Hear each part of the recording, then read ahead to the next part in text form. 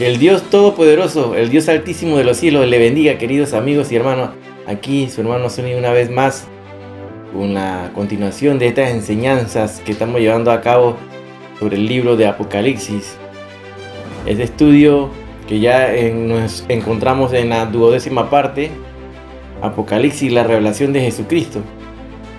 Espero que a este momento estemos atentos y llevemos la secuencia de este estudio, que es importante para todo cristiano verdadero que necesita y manejar este libro de principio a fin. Recuerda que este es un canal que es sin fines de lucro, no buscamos lucrar con la palabra de Dios. No te pedimos que nos mandes dinero ni nada de estas cosas, no predicamos prosperidad ni nada de estas cosas. Así que te mandamos un saludo cordial de parte de la Iglesia Evangélica La Vida Verdadera desde Panamá a todos aquellos hogares, países como Estados Unidos, también en las islas de Puerto Rico, de República Dominicana y Sudamérica, hasta Chile. De allá hemos recibido notas y comentarios de hermanos sobre este estudio, así que le pedimos que nos lleven siempre en oración, porque estos estudios son bien profundos y se han tratado de desmenuzar palabra por palabra, versículo por versículo, para un mejor entendimiento de aquellos que están comenzando a leer la Biblia y desconocen y no comprenden cómo se debe leer verdaderamente la Sagrada Escritura, el libro. Recordando que no es de interpretación privada, sino que la misma Biblia se interpreta a sí misma. Y cuando utiliza símbolos, da el significado en forma inmediata. Cuando así es necesario, su interpretación siempre lo que predomina es la interpretación literal de lo que está escrito. Hay muchas profecías que ya ocurrieron. Tal vez el preterismo se agarra se trata de apoderar de muchas de las profecías y decirle que no, que esto ya pasó, que esto ocurrió en el pasado. Recuerda que el preterismo no es más que una corriente de la escatología que asume que las profecías, o todas, ya tuvieron cumplimiento en el pasado, en el primer siglo del nacimiento de Jesucristo, tratando de eliminar así la validez de las profecías que están por venir y los eventos que están por venir. Pues si seguimos la secuencia, nos damos cuenta que esta es la continuación y estamos en el capítulo 2 y 3 de Apocalipsis. Es lo que estamos viviendo actualmente, ¿no? Una vez que se entra al capítulo 4 del Apocalipsis, la iglesia no está aquí. Es el rapto, es el arrebatamiento, lo que ya muchos están comenzando a negar. Muchos se están sumando a negar este gran evento que está por venir. Y se va a cumplir lo que dice la palabra de Dios, porque serán sorprendidos como ladrones en la noche, porque dejaron de velar. Se le quita la esperanza, esa promesa de la iglesia. Así que, hermanos, pon atención en este estudio. Vamos a ponernos cómodos. Busca tu libro de apuntes y tu Biblia y vamos a estudiar, hermanos, juntos. Hoy tenemos la 12ª parte, Apocalipsis y la revelación de Jesucristo. Así que pongamos atención. Comencemos. Esta es la continuación del estudio del libro de Apocalipsis, capítulo 6, del 9 al 11. Como recordamos, lo estábamos hablando la semana pasada. Corresponde esto a ese evento cuando se desata el 5.º sello. En capítulo 6 hemos visto así la apertura de los 4 primeros sellos que se corresponden con los 4 jinetes del Apocalipsis, de los cuales se ha predicado, se ha hablado mucho, que ya están los caballos del Apocalipsis, que se escuchan los cascos del Apocalipsis y de los jinetes del Apocalipsis, pero todavía no es el tiempo, hermano. De acuerdo a la Sagrada Escritura, se tiene que comenzar a desatar los sellos, y estos sellos se desatarán en el momento que ocurra el rapto de la iglesia, porque eso marca el inicio de ese periodo de los 7 años que se corresponden a la tribulación y a la gran tribulación. Todos estos eventos se desarrollarán una vez la iglesia sea levantada. Y serán sucesos que ocurrirán en forma rápida y consecutiva. Vimos cómo el primer jinete viene un caballo blanco, trae una falsa paz, la cual va a lograr mediante técnicas pacifistas, maniobras políticas, maniobras militares. Este jinete busca simular a Cristo. Vemos un segundo jinete que viene ¿qué? En el momento que se desata el segundo sello. Y este es un jinete que lleva un caballo color bermejo. Sin duda alguna el color bermejo es rojo, rojizo, pues va a traer la guerra y se le va a dar la potestad de retirar la paz del mundo. De manera que la paz que se da al principio de la semana 70 que habla Daniel, esa paz que vino con el primer jinete, es retirada rápidamente, lo cual desenmascara de total al primer jinete que viene en el caballo blanco, que trata de simular a nuestro príncipe de paz, al que sale en el capítulo 19 de Apocalipsis, al Señor Jesucristo. Posteriormente a esto vemos venir a un tercer jinete cuando se desata el tercer sello. Este jinete viene montado sobre un caballo ¿de qué color? Color negro. Sabemos que el negro siempre el mundo lo interpreta como muerte, pero este jinete, este color negro, lo que viene a traer como consecuencia del caballo bermejo es una hambruna mundial, trae hambre. Eso se da en el tercer sello. Cuando abrimos y vemos más adelante en Apocalipsis 6, vemos que cuando se abre el cuarto sello, este se corresponde al cuarto jinete. Este cuarto jinete del Apocalipsis viene un caballo amarillo.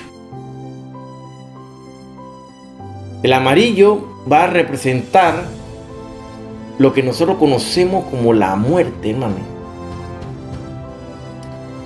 Cuando tú estudias anatomía, durante varios meses te toca disecar el cuerpo, músculos, nervios, tendones, todas las estructuras, hasta que al final tú disecas todo el cuerpo humano. Es importante que todo cirujano, como en el caso de mi rama, que soy ortopeda, es necesario que tú manejes bien la anatomía y la conozcas a perfección. Dónde se inserta, dónde se origina un músculo, qué nervio pasa por ahí, qué arteria, qué pasa, qué vena. O sea, es necesario que conozcas todo. De manera tal que cuando al final del curso de entrenamiento retiras todo, lo que queda es el hueso.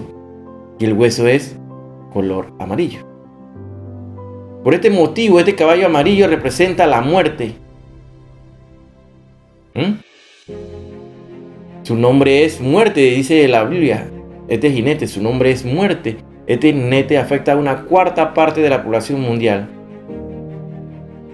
Pues va a acabar con esa población mundial a través de ¿qué? De la guerra, del hambre, de la mortandad y con las fieras de la tierra.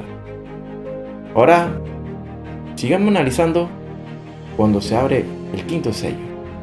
Leemos así y recordemos aquí en Apocalipsis 6, del verso 9 al 11. Cuando abrió el quinto sello, vi bajo el altar las almas de los que habían sido muertos por causa de la palabra de Dios y por el testimonio que tenían, y clamaban a gran voz diciendo: ¿hasta cuándo, Señor, santo y verdadero, no juzgas y vengas nuestra sangre en los que moran en la tierra? Y se les dieron vestiduras blancas y se les dijo que descansasen todavía un poco de tiempo, hasta que se completara el número de sus consiervos y sus hermanos, que también habían de ser muertos como ellos. Sigamos analizando la palabra de Dios, palabra por palabra, en estos versículos. Es vital, importante, que vayamos lentamente analizando lo que se describe. Cuando leemos, vi bajo el altar las almas de los que habían sido muertos. Cuando leemos esa frase, queda preguntarnos, ¿quiénes son estas almas? Respondemos, no son las almas de todos los que mueren en el Señor. Ahí está en Apocalipsis 14:13. Sino las almas de los mártires. ¿Estamos claros? Específicamente, son las almas de los que habían sido muertos por causa de la palabra de Dios y por el testimonio que tenían. La frase calificativa no es de los que murieron, sino de los que habían sido muertos. Pongan atención, de los que habían sido muertos.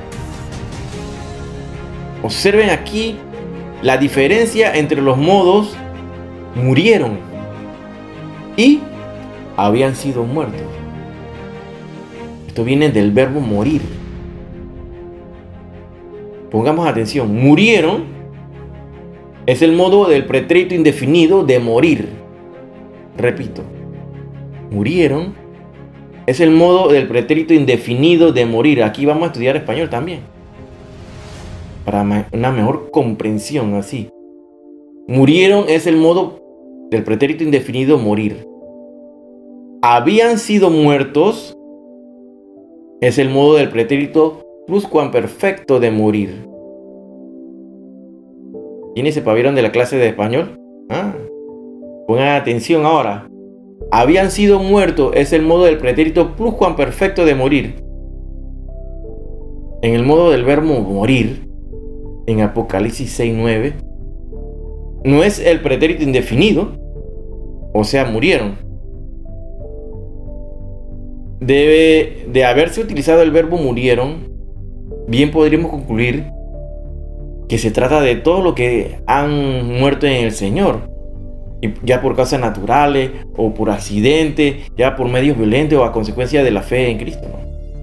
Además, murieron, cuando se dice en esa palabra murieron, no especifica ni por implicación la causa de muerte. O sea, murieron puede abarcarnos la muerte atribuibles a causas naturales como las que resultan de actos violentos o accidentes. El modo del verbo morir en Apocalipsis 6:9 es el pretérito pluscuamperfecto, expresado así: habían sido muertos. Habían sido muertos. Mediante este modo del verbo claramente se elimina la muerte por causas naturales. ¿Estamos entendiendo?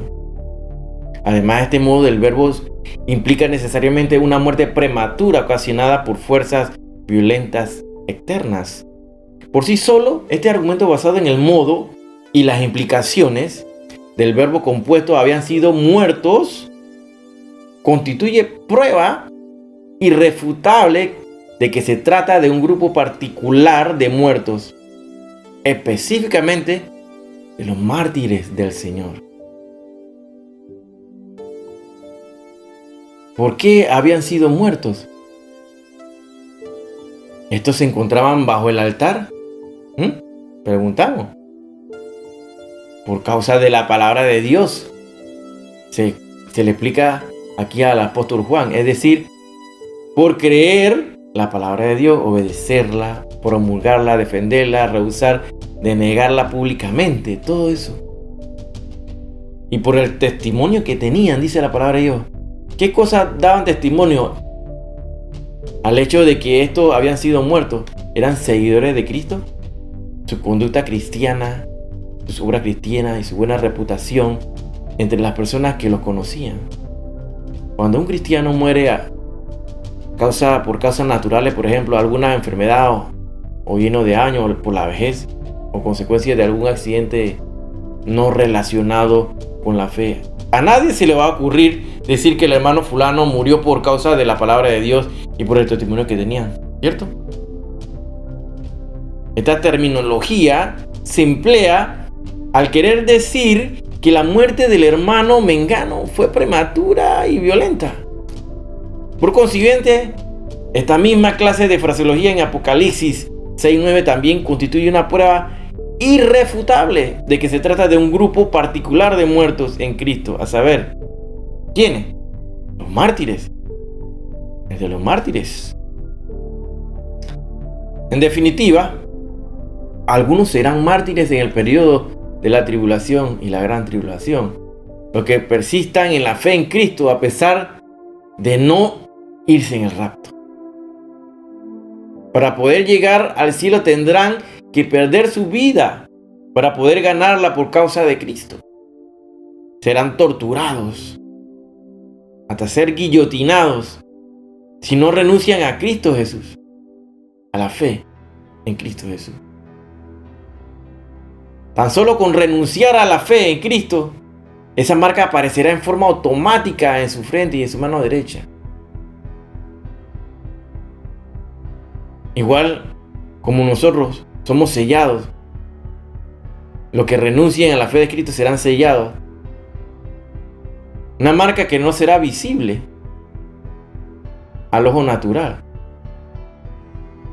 Estamos hablando en el mundo espiritual, que ese sello es detectado tanto como los hijos de Dios como los hijos de Satanás.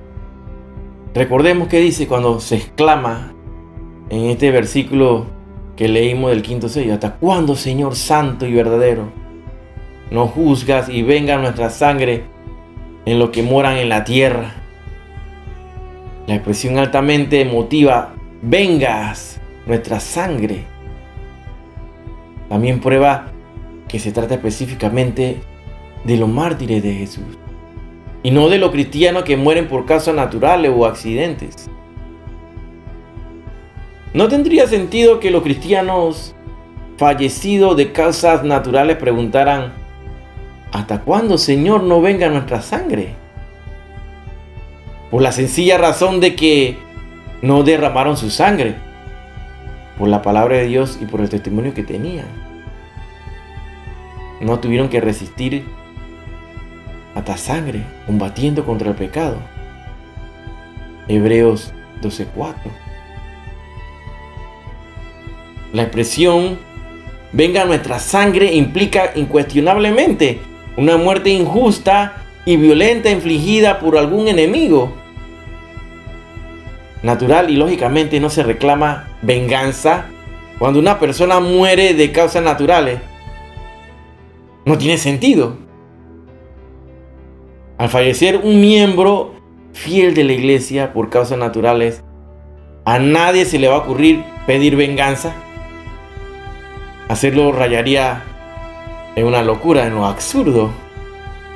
Esos mártires de Jesús piden juicio y venganza para los que moran en la tierra, es decir, para los desalmados y obstinados enemigos de Dios que persiguen y matan a los verdaderos cristianos.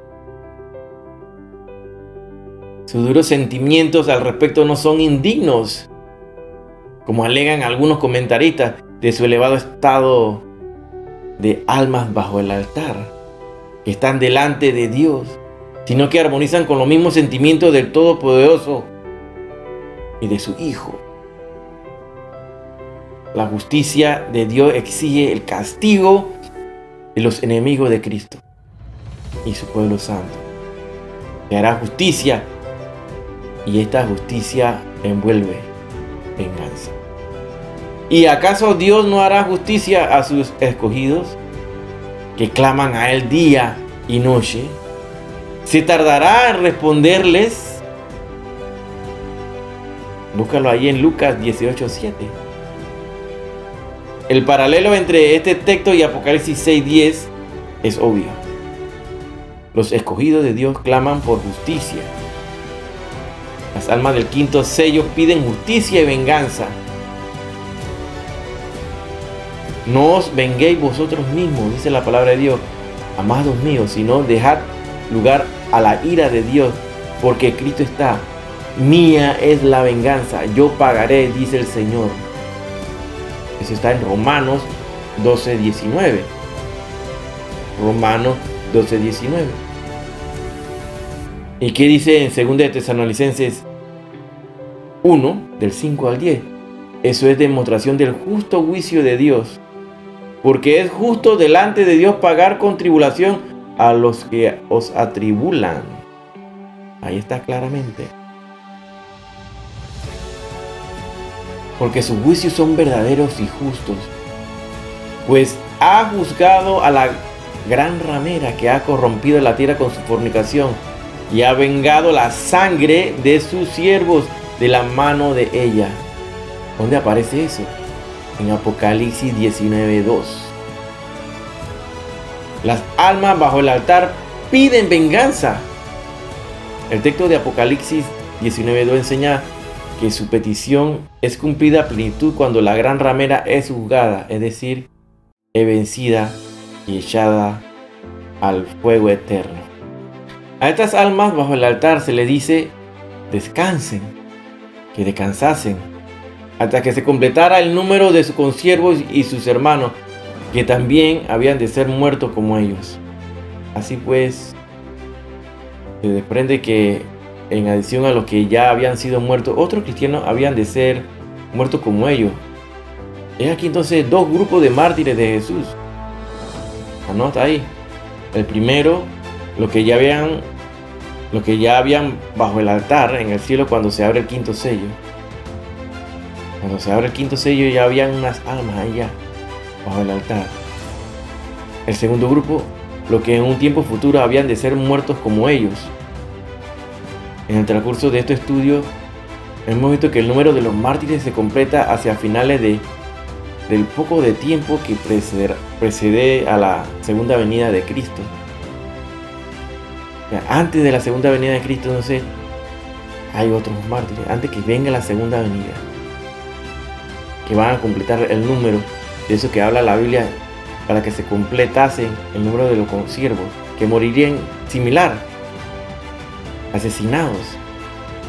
Los mismos argumentos basados en los modos del verbo morir que explicamos anteriormente también son válidos y aplicables en el caso del verbo compuesto. Habían de ser muertos. Anota ahí, habían de ser muertos. Que en Apocalipsis 6:11 lo vemos. No hay lugar a dudas. En ambos casos se trata de ¿qué? De la muerte violenta de los cristianos que resisten hasta la sangre, combatiendo contra el pecado, como lo dice Hebreos 12:4. Muertos como ellos. La cláusula adverbial como ellos significa de la misma manera. Ambos grupos sufrirían pues muerte violenta por causa de la palabra de Dios y del testimonio que tenían. Esta expresión, muertos como ellos, jamás se usa en referencia a los que mueren por causas naturales. Consideremos las siguientes dos afirmaciones. 1. Los cristianos fieles del presente que mueren por causas naturales mueren como aquellos fieles de tiempo pasado que también murieron por causas naturales. Otros morirán de la misma manera. Al escuchar esta afirmación quizás replicáramos, ¿y qué? ¿Qué hay de nuevo? Esto no es noticia. Lo natural, lo común, lo ordinario es que así sea, ¿no? Segunda afirmación. Entonces, en el pasado muchos cristianos fueron muertos por la fe y otros serán muertos como ellos antes que finalice la era cristiana y se manifieste la justa venganza de Dios. Esto así, esto sí es noticia. Esto nos impacta. Se trata de una profecía altamente significante para el futuro del pueblo de Dios. Hasta que se completara el número de sus consiervos y sus hermanos. Dice así la palabra de Dios. El número, cual sea. Solo Dios sabe el número global de los verdaderos mártires de Jesús. Parafraseando, se quiere decir muchos consiervos y hermanos ya han sido muertos, pero el número de los mártires aún no es completo. Otros cristianos serán muertos de la misma manera. ¿Ha prefijado Dios un número exacto de mártires? No hay una revelación alguna en todo el texto sagrado que nos obligue a pensar que el Señor Dios Todopoderoso prefijara antes de la fundación de la tierra un número específico de mártires. ¿Cuándo será completado el número de los mártires? Todo indica que durante el poco de tiempo que precede al fin, antes que llegue el fin, se desconoce cuántos tendrán que morir o cuántos soportarán las torturas impuestas por el anticristo. Él realizará su último intento de presionar a aquellos que se resisten y no renuncian a la fe en Cristo Jesús. Recordemos, como dice Apocalipsis 13, que todo aquel que no tenga la marca no podrá comprar ni vender, así que mediante el control total de la información de cada persona será fácil localizarlos, de manera tal que serán presionados que si no se ponen la marca, no podrán tener comida ni los beneficios que ofrece el anticristo. A estas almas bajo el altar se les dieron vestiduras blancas y se les dijo que descansasen todavía un poco de tiempo. Se les dieron vestiduras blancas. Preguntamos con qué propósito. Deducimos que para consolarlas, en recompensa parcial por sus sufrimientos, como garantía del eventual cumplimiento total de todas las promesas de Dios. Preguntamos, ¿quiénes se las dieron? Pensamos que son los ángeles de Dios, aquellos designados, aquellos espíritus administradores que hablamos en Hebreos 1:14, prestos para tales servicios. Guiados por las revelaciones de este pasaje, visualizamos a los ángeles de Dios entregando las vestiduras blancas a miles de mártires que ocupan unas grandes recámaras bellamente adornadas bajo el altar, delante de Dios, donde descansan, esperando el desenlace final de los designios de Dios para la creación. El que recibieran estos mártires vestiduras blancas implica a nuestra comprensión que ya había recibido cada uno su cuerpo celestial, como hablamos en 2 Corintios 5, del 1 al 9, teniendo cuerpos espirituales, como dice 1 Corintios 15, del verso 42 al 58, Primera de Juan también 3:2, Filipenses 3, del 20 al 21. Podían ataviarse con aquellas vestiduras blancas, un regalo extraordinario dado por Dios mismo. ¿Cuándo recibirán estos mártires cada uno su cuerpo espiritual? Dando un adelanto de estas conclusiones formuladas por el estudio detallado sobre la primera resurrección, en el capítulo 10, este análisis contestamos que lo recibirían un poco antes del inicio del milenio. Tenemos que repasar las enseñanzas pasadas, donde hablamos del gobierno milenial de Cristo. Lo invitamos a que lo estudien también y lo repasen en este canal, donde está descrita esta enseñanza con muchos detalles. Dice la palabra de Dios en Apocalipsis 6:11, lo leemos nuevamente. Y se le dieron vestiduras blancas. Y se les dijo que descansasen todavía, ahí lo pongo rojo, todavía un poco de tiempo, hasta que se completara el número de sus consiervos y sus hermanos, que también habían de ser muertos como ellos. Se les dijo que descansasen todavía un poco de tiempo. El adverbio todavía claramente indica que los mártires ya habían estado descansando antes del momento de su petición por justicia y venganza. Su pregunta, ¿hasta cuándo? Que sale en Apocalipsis 6:10. Esa pregunta, ¿hasta cuándo? Indica que estaban conscientes del factor tiempo. Bien que ya se encontraran en la esfera espiritual celestial de Dios, para ellos el tiempo no pasa inadvertido. La misma pregunta también implica que ya había pasado estos mártires bastante tiempo en espera de que se hiciera justicia. Parafraseando, Señor, ya ha transcurrido mucho tiempo desde que aquellos enemigos tuyos y nuestros nos mataran en la tierra. ¿Cuánto tiempo más hemos de esperar hasta que tú juzgas y venga nuestra sangre en ellos?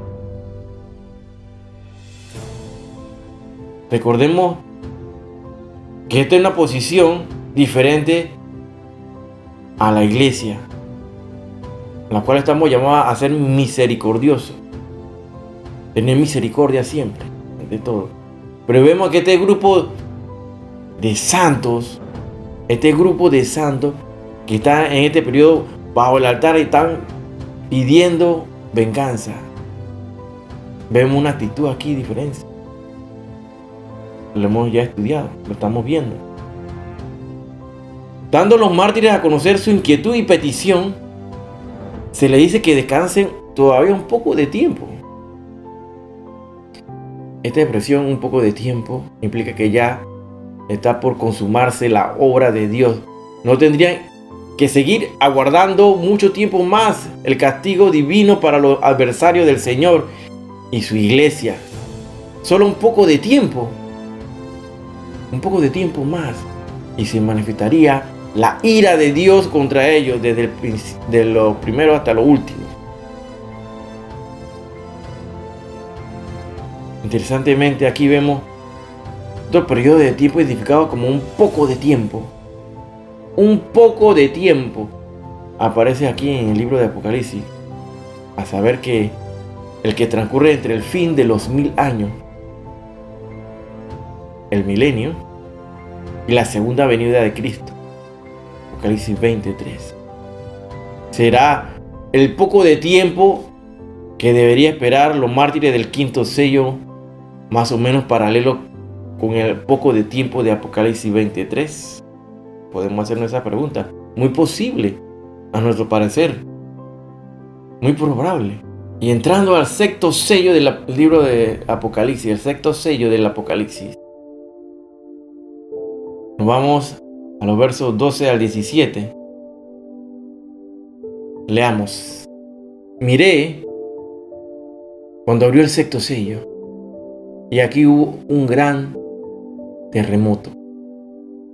Y el sol se puso negro como tela de silicio, y la luna se volvió como sangre, y las estrellas del cielo cayeron sobre la tierra, como la higuera deja caer sus higos cuando es sacudida por un fuerte viento. Y el cielo se desvaneció como un pergamino que se enrolla, y todo monte y toda isla se removió de su lugar. Y los reyes de la tierra, y los grandes, los ricos, los capitanes, los poderosos, y todo siervo y todo libre, se escondieron en las cuevas y entre las peñas de los montes.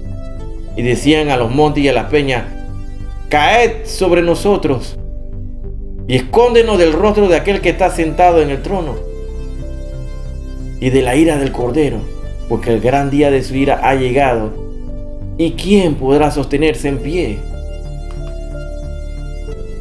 El quinto sello había centrado nuestra atención en el cielo. Recuerda que la mirada en los 4 primeros sellos está dirigida hacia la tierra, y en el quinto sello la escena se dirige a los cielos, donde vimos las almas de los redimidos por causa de la tribulación a mano de los muertos, a mano del anticristo, en el cumplimiento de Daniel 7:21 y Apocalipsis 13:7. Ahora, el sexto sello vuelve nuestra atención a la tierra, por cuanto es allí donde se desenvuelven los juicios que implica la apertura de este nuevo sello. La apertura de este sello también supone la sucesión de eventos de orden cósmico que tienen su efecto directamente sobre la tierra y quienes habiten en ella mientras transcurra este periodo futuro, conocido como la 70ª semana, o sea, la semana 70 que habla Daniel 9:27.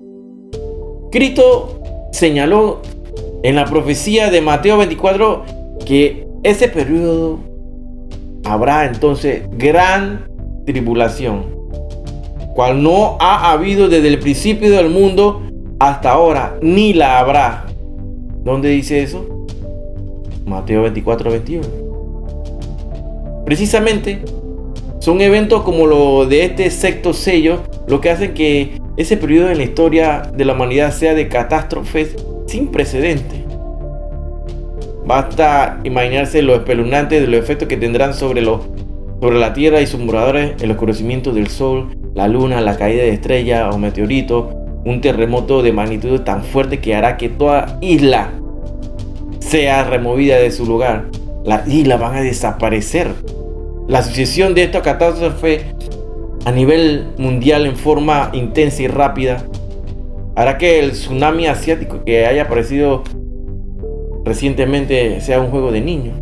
La profecía que habla Lucas 12, que también debe considerarse paralela a Apocalipsis 6, en muchos de sus aspectos señala que habrá grandes terremotos en diferentes lugares, hambres y pestilencias. Sepamos que cuando hablamos de pestilencia estamos hablando de virus, y es una muestra de lo que estamos viviendo actualmente con las cepas diferentes que existen del coronavirus actualmente. Y habrá terror y grandes señales en el cielo. Lucas 21:11. Sofonía 1:14 profetiza al respecto: en este periodo cercano está el día grande de Jehová, cercano, muy próximo. Es amarga la voz del día de Jehová, gritará allí el valiente. En Apocalipsis 6:12, ¿qué dice? Miré cuando abrió el sexto sello, y aquí hubo un gran terremoto, y el sol se puso negro como tela de silicio. Como la tela de silicio, así como negra, ¿no? Y la luna se volvió toda como sangre. La literalidad del sexto sello, lo que vemos aquí, su interpretación, no queda en duda en cuanto a su significado, con lo que debe ser interpretado esta profecía, cómo debe ser interpretada esta profecía futura del Apocalipsis, así como también los pasajes antes citados de Mateo 24 y Lucas 12. La doctrina preterista han hecho infructuosas e infundados esfuerzos para sostener que estos pasajes deben ser interpretados alegóricamente y defender así que su cumplimiento ya se efectuó en el pasado. Es lo que decía al inicio en la presentación del tema. Como hemos visto en párrafos anteriores, las sanas reglas de interpretación imponen la literalidad, y esta solo debe ser dejada a un lado cuando conduzcan a cosas absurdas que no se pueden interpretar de otra manera. Solo se puede espiritualizar o alegorizar la interpretación de un pasaje cuando la interpretación literal conduzca a un absurdo. ¿Okay? La espiritualización o alegorización que se haga en tal caso no debe ser arbitraria, sino sujetarse en todo a los casos, a los elementos que suministra la palabra para interpretar el símbolo. La palabra mismo va a suministrar el significado. Para ejemplificar esto que trato de explicarle, ya lo hemos citado anteriormente ante el sueño profético de José en Génesis 37, del 9 al 10. Allí José recibe un sueño profético conforme al cual el sol, la luna y las 11 estrellas se inclinaban delante de él. Resulta un absurdo que los astros se inclinen delante de un hombre, por lo que la interpretación que allí corresponde es la espiritual, o la interpretación alegórica en forma correcta, sin dejar ningún margen para nuestra imaginación. El mismo Génesis 37 nos informa que Jacob entendió que el sueño significaba que José llegaría a un cargo de autoridad que haría que el resto de su familia se tuviera que inclinar ante él. En Génesis 41, del 37 al 40 y 46, nos dice que Dios puso a José como gobernador de Egipto y que su familia finalmente terminó bajo su jurisdicción y autoridad. Así pues, vemos que solo corresponde desechar el criterio literal cuando el mismo nos conduce a un absurdo. Y aún en esos casos el criterio espiritual no puede aplicarse arbitrariamente, sino utilizando los elementos de la propia Biblia, ni más ni menos. Este no es el caso ni de Apocalipsis 6, ni de su pasaje paralelo en Mateo 24 y Lucas 21. Esto es así porque no constituye ningún absurdo afirmar que los eventos cósmicos allí descritos, así como los terremotos y las demás catástrofes, perfectamente pueden suceder literalmente y tal como lo dicen estos pasajes. Además, aquí no existe, como en el caso del sueño de José, elementos que permitan dar un significado diferente a la profecía apocalíptica que no sea la literal. Observar la forma en que se han cumplido las profecías del pasado constituye sin lugar a la misma duda nuestra mayor referencia para determinar cómo se cumplirán en el futuro estas profecías. Las profecías del pasado se han cumplido literalmente y por tanto de la misma forma se cumplirán las del futuro. Hay profecías que son del pasado y hay profecías que son del futuro. ¿Acaso no es el Señor el mismo ayer, hoy y siempre? Hebreos 13:8. ¿Cambiará acaso su forma de cumplir sus profecías? Preguntamos. Basta ver que como se cumplieron literalmente las profecías sobre la primera venida de Cristo, su ministerio, su sufrimiento, la crucifixión, la muerte y la resurrección, para advertir que de la misma forma se habrán de cumplir las profecías sobre la cadena de eventos que darán lugar a su segunda venida. El preterismo ha tratado de alegorizar Mateo 24, Lucas 21 y Apocalipsis 6, diciendo que la Biblia usa en estos pasajes figuras que para la literatura y comprensión judía de la época representaban los gobiernos humanos y religiosos. Así, por ejemplo, dicen que la caída de las estrellas en realidad refiere a la caída de los sistemas políticos y religiosos imperantes en el primer siglo de la era cristiana y que eso se cumplió cuando Jerusalén fue destruida en el año 70 después de Cristo. Mal puede Apocalipsis estar usando entonces en el capítulo 6 figuras o símbolos que le resultan familiares a los judíos de la época, siendo que Apocalipsis no está dirigido exclusivamente a los judíos y tampoco exclusivamente a los gentiles de la época, sino que tiene vocación universal. Así, por ejemplo, véase que en Apocalipsis 1:1 se dice: Dios le dio la revelación a Jesucristo para manifestarla a sus siervos. Es decir, que está dirigido a todos. Nótese además que las cartas de los capítulos 2 y 3 están originalmente dirigidas ¿a quién? A las iglesias dispersas a lo largo de Asia y no va dirigida a Israel. Éfeso, Esmirna, Pérgamo, Tiatira, Sardis, Filadelfia, Laodicea.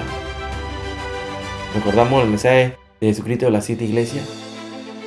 Los invitamos a que lo revisen y lo repasen en este canal. Búsquenlo. Es interesante. Definitivamente. ¿Cómo podrían estas iglesias gentiles entender figuras que conocían en exclusiva a los israelitas? Pues, y no solamente por estas razones, deben ser rechazados cualquier intento de sostener que los eventos cósmicos del sexto sello son cosas del pasado y no habrán de ocurrir literalmente en el futuro. Pues señores, estas profecías son del futuro, van a ocurrir. Van a ocurrir.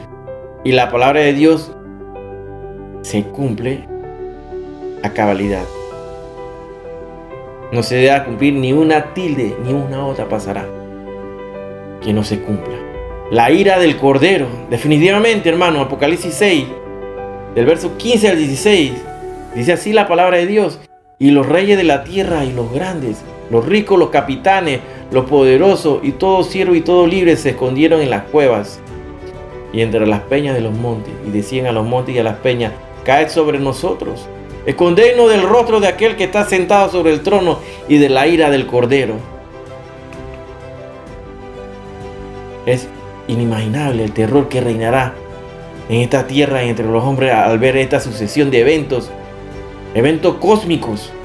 Cuando esto suceda, ya habrá muerto la cuarta parte de la humanidad por efectos de la guerra, el hambre y las pestes. Recordemos ahí Apocalipsis 6, capítulo 6, del 4 al 8. Por esta catástrofe el sexto sello suspenderá el horror. Estas catástrofes del sexto sello superan el horror que habrá provocado estos primeros sellos. Que nada, porque suponen una alteración del orden cósmico, la sucesión de hechos inimaginables en el hombre nunca esperado. El funcionamiento del cosmos ofrece cierta previsibilidad, puesto que las leyes del universo tienden a permanecer. Las estrellas y los planetas tienden a seguir su órbita y así sucesivamente. Pero cuando estos juicios lleguen, el hombre verá que de pronto ese orden que parecía inalterable se volverá impredecible y mortal. No van a predecir la caída de los meteoritos, van a ser impredecibles. Sus órbitas van a cambiar. Va a venir destrucción y muerte ante tal espeluznante inseguridad. Y los reyes de la tierra y los grandes, los ricos, los capitanes, los poderosos y todo siervo y todo libre se escondieron en las cuevas y entre las peñas de los montes y decían a los montes y a la peña: caed sobre nosotros. Este sexto sello hace que el caos que venía reinando en la tierra producto de la muerte de la cuarta parte de la población mundial, las guerras, las hambres, las pestes alrededor del mundo, se le asume ahora un caos de tipo cósmico. Esto será lo que hará que el hombre advierta que lo que venía experimentando desde la apertura de los primeros sellos no era producto del curso natural de la historia del hombre, sino que era fruto directo de la ira de Dios. La expresión hecha por los hombres en el versículo 17, el gran día de su ira ha llegado, declara que una situación de hecho que se venía sucediendo desde los primeros sellos. La alteración del orden del universo y de las leyes cósmicas es lo que hace que el hombre se dé cuenta de que lo que estaba y está viendo no es simplemente la suma casual de guerras, hambres, pestes, sino que está viviendo verdaderamente la ira de Dios. Hasta antes del sexto sello los hombres habían experimentado una situación sin precedentes de guerra, hambre y peste, pero no habían reconocido tal situación como ira de Dios, quizás por la naturaleza misma de esos juicios. Y bien, los juicios de los primeros sellos serán de una gravedad sin precedentes. Los hombres creerán que forman parte del curso normal de sucesos humanos, puesto que guerra, hambre y peste ya han existido a lo largo de la historia. Reconozcamos que ya el hombre tiene aquí en el mundo casi 6.000 años. Y en los 6.000 años solamente ha vivido 25 años de paz. Casi en 6.000 años casi se ha vivido en guerra todo el tiempo. Al llegar al sexto sello y desatarse el caos cósmico es cuando advierte que esa ira quien estaba interviniendo directamente en la historia para poner fin a los días del hombre. De allí entonces que recién en el sexto sello se registre esa declaración de que la ira de Dios ha llegado, sin que ello signifique que la ira comience o se desate recién a partir del sexto sello. Como vimos en 1 Tesalonicenses 5:3, enseña que el día del Señor o tribulación comienza con la declaración de paz y seguridad por parte del hombre, y esa declaración coincide con la apertura del primer sello, Apocalipsis 6:2. Hasta aquí, hermanos, hemos visto el análisis del quinto y vamos entrando al sexto sello. Reconozcamos que estos sellos todavía no están corriendo, hermano, porque estos sellos comienzan a ser desatados desde el primer sello hasta el séptimo sello. Ya la iglesia no está en la tierra, la iglesia es levantada en el rapto. Bíblicamente hemos demostrado que la iglesia no pasará la tribulación ni la gran tribulación.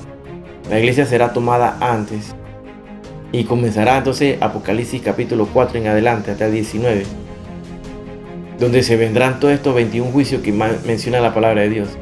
Es importante que estés claro en todas estas cosas, hermano. Comparte este estudio, no te los quedes.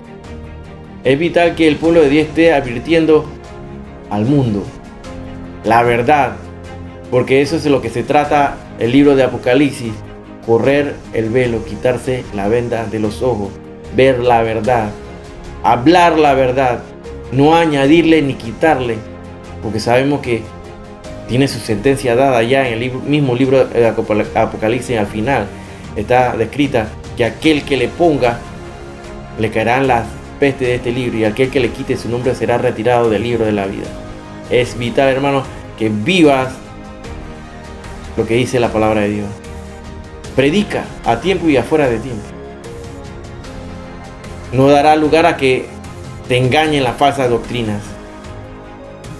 Vive un cristianismo verdadero, no un cristianismo de mentira, de papel. Ser real. Cristo viene pronto, muy, muy pronto. Y el rapto de la iglesia va a ocurrir en cualquier instante, en cualquier momento. Serán sorprendidos todos aquellos que dicen que no hay arrebatamiento, que no existe el rapto de la iglesia, por no estar velando. Acompáñanos a la próxima semana, hermano. Si Dios lo permite. Shalom Alejem. Cristo viene. Cristo viene pronto. Y si Cristo no ha venido, aquí estaremos el próximo domingo. Dios le bendiga.